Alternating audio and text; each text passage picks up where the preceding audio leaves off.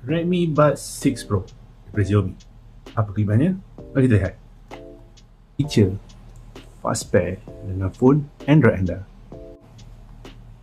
Persekitaran bising, jangan risau.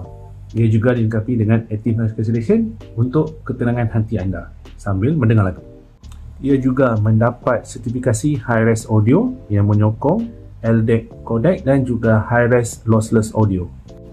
Didatangkan dengan ciri dimensional audio yang akan mengikut gerakan kepala hampa apabila mendengar lagu. Dibina dengan 2 piezoelectric driver dan 1 dynamic driver untuk menguasakan TWS ini. Ia juga mempunyai 3 mikrofon untuk mengurangkan bunyi bising masuk ke dalam earphone anda ketika anda bercakap.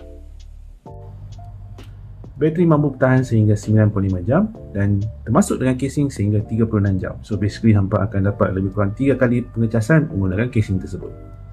Didatangkan dengan kabel pengecasan, buku manual yang hampa takkan baca, dan juga spare ear tips untuk kegunaan hampa untuk menyesuaikan pada telinga hampa sendiri. Ia juga didatangkan dengan sertifikasi IP54 Water and Dust Resistant. So hampa boleh pakai untuk pergi jogging ataupun di gym. Ini terbaru, hampa boleh cek bateri casing ada berapa dengan menekankan butang di sini di bawah. Dari sini hampa akan dapat light strip yang menunjukkan bahawa charging case mamu sekarang full bar. Dari segi app dia pula, beberapa feature yang hampa boleh set seperti transparency mode, noise cancellation ataupun hampa boleh off. Dan dari segi audio effects, hampa boleh set dimensional audio, adaptive sound dan juga audio balance untuk kegunaan hampa sendiri. Kedudukan earbuds pada telinga mamu memang selesa selama mamu pakai ni lah. So untuk volume hampa boleh adjust slide. Itu antara feature terbaru untuk Buds 6 Pro kali ini. Itu feature yang bagus untuk mamu lah, pasal mamu selalu dengar dan mamu lebih prefer untuk adjust pakai gesture.